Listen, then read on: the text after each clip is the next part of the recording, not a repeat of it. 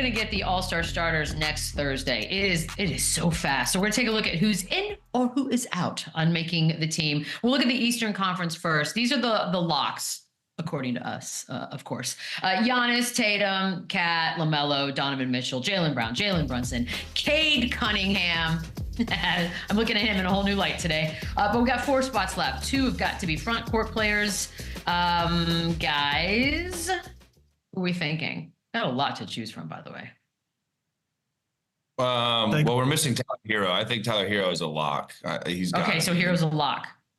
The numbers he's putting up. I also think Dame Lillard is going to get in with what he's doing with the turnaround Milwaukee's had. Really? And Evan Mobley is also a lock. I think the Cavs get 2 All-Stars this year, and I think it's Donovan Mitchell and Evan Mobley. So unfortunately, Jared Allen, he's having a great year. Listen, those numbers are great. Darius Garland, he's been playing at a high level too. But if they get 3, I still don't think Jared Allen gets in. I think it's Darius Garland. But I think Mobley, Hero are the locks, and then it gets a little dicey with maybe Dame. The Dame one's interesting to me too. See, this is what I'm saying. I think we need more spots if we're changing the format. So Jared Allen not a lock, Mobley a lock. Are we on the same page, Lou? Somewhat. I'm looking at my list right here. I like Mobley. Yeah. I like Mobley in that conversation, but if not Mobley, I think it'll be Garland that'll get another spot out of Cleveland. And I agree with Chandler on Tyler Hero. I think Tyler has done enough to be in.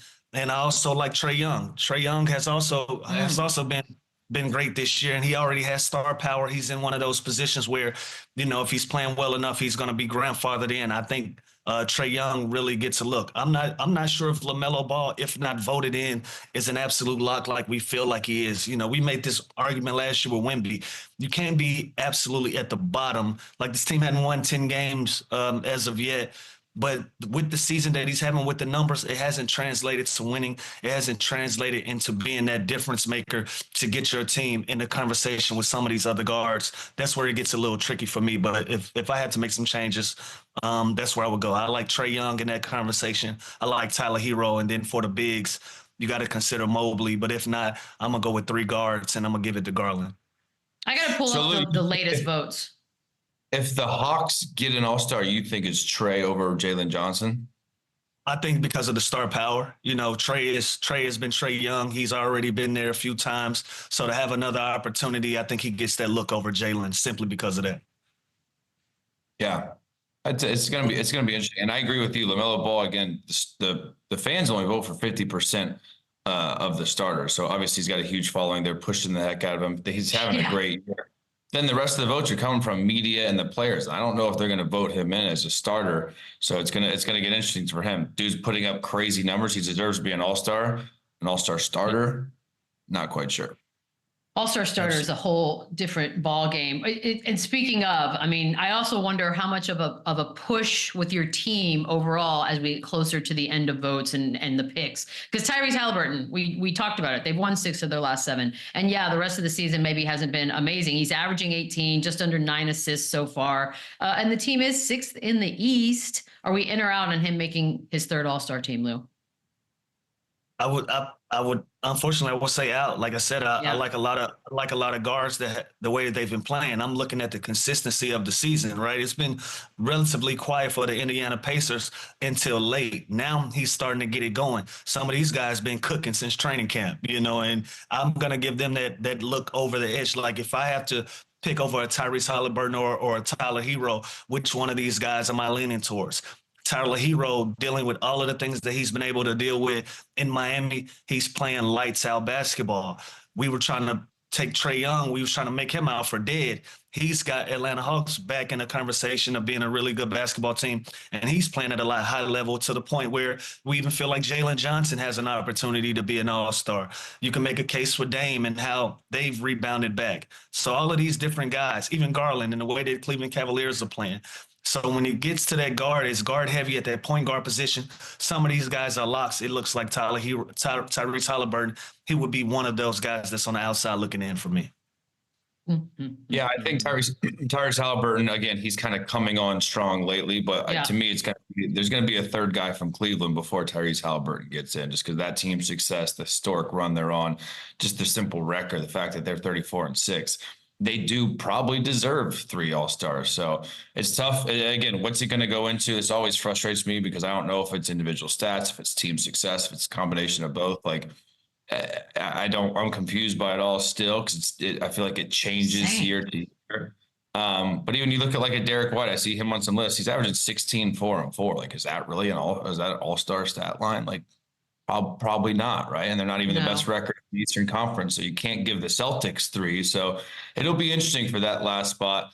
I think it's going to be Damian Lillard, and I agree with you guys. I think Mobley's in. I think Tyler Hero is a lock, but I think it should be Damian Lillard in that last spot. I know. I feel like this used to be easier when we were younger to figure out. Now I'm just a little bit more confused, but that's all right. It doesn't matter. We're going to find out Thursday in the starters, at least. The Western Conference All-Star locks, according to us. This is what we got right now. And you, by the way, if you want to take umbrage with any of those as well, feel free. But there are a bunch of names that are obviously left off this list as is. So we will start with Devin Booker. He's a 4-time All-Star. Obviously, the numbers are down across the board. The team not exactly where people probably thought they'd be. They're at 500, 10th in the West. For him to make his 5th All-Star team, Lou, are you in or out? It's gonna be tough. This team just hadn't played to the level, right? Like individually, Devin Booker is gonna be Devin Booker, but again, when you start factoring these things in, you factor in the impact that you're having on a team as a whole and the way that they're competing. That's why we're even having a conversation about the Cleveland Cavaliers possibly getting 3 guys in because of how they've competed as a whole. Phoenix hasn't done that generally. Now, these guys are, like we keep saying, some of these guys are perennial all-stars. They're grandfathered in, and they have the advantage of being added to a lot of these conversations based on their names. Devin Booker is going to be one of those guys, and he's playing at a high level. But do you put him in over other guys that's having big impacts, like a Norman Powell, James Harden? These guys have been the 1-2 punch that the Clippers didn't know that they had with Kawhi Leonard being out, and they've held it together. They've been able to put the Clippers in a position to be a successful team. Do you look at a Jalen Williams? Do you look at another guy that can have an opportunity to be that, to come out of Oklahoma City with the impact that he's having? You know, you can make an argument for Fox and Sabonis and all of these other guys before you make the argument for Devin Booker. So I think he's out. You think so too, Chandler? Yeah. Yeah, I agree. You can't get 2 All-Stars if you're the 10th seed, and just the expectations of this team. And Devin Booker, listen, it sounds silly, but he's not going to make the All-Star game this year, but we all know he's an All-Star. We all know he's an All-NBA talent. Like the West, side note, the West is probably going to win this game by 15 plus points as well. Wow. If they actually play, the West's team is absolutely stacked, but it's too deep this year for Devin Booker to make it.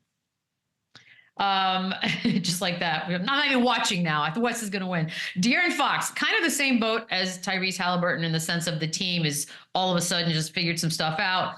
They're 21-20. We already talked about all that. But here's an interesting nugget. And I don't know if anybody would pay attention this far in. 3 of the wins that they've had, De'Aaron Fox did not play in. Now, I don't know how much homework's being done when they put these all-star teams together, but are we in or out on him making his 2nd, Chandler? It's going to be tough. I think it's going to come down to either him or one of those Clippers, I think, for that last spot, right? It's going to be De'Aaron Fox, and then I don't know, if you look at the Clippers, who's going to get in? If they're the 5th seed right now, so you would think they deserve 1, but is Norman Powell really going to get the nod over James Harden?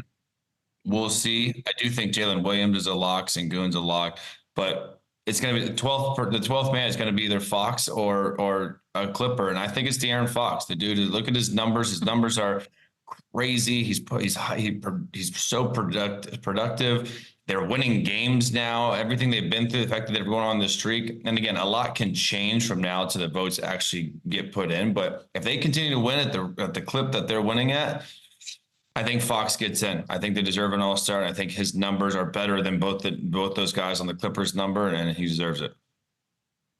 Interesting. Because Norman Powell was the next guy I was going to ask about, and he's obviously been a big part of everything the Clippers have done so far. 23 a game, averaging almost 24, honestly. Lou, so that it's a little bit of a situation here. Do you have Norman Powell making it before you would have De'Aaron Fox? I do. I think Norman Powell gets in. Like I said, he's just been consistent this whole year. Hadn't had a lot of waves coming out of LA this year. You hadn't had a lot of conversations about any of the off court distractions. And Norman Powell has been steady. He's been consistent. Been their leading scorer this whole year. A lot of their success is based off the way that he's been able to play when available on a basketball court. So if it came down to me, I think he even makes it over James Harden if they got to have one guy come out of the Clippers. I think Norman Powell is going to be that guy. And by the way, there's exciting games over 500. Like I said, the fifth seed, they're 6 games over 500. So they deserve an all-star. So it's just crazy when you look at the West. It's so deep. But I would have zero problem. Norman Powell, James Harden, or Fox, one of those three should and will make the team. Norman Powell is interesting to me. It would be his first all-star game. And the reason why he probably wouldn't make it is because it's a popularity contest to a point, right? And everybody knows James Harden. So I'll be curious to see how that plays out for him. Guys, whether you want it or not, on the other side of this commercial break, more Jimmy Butler news. Yeah, we're not getting through a show without it. Run it up, run it back, yeah. Run it up, run it back, run it up, run it back.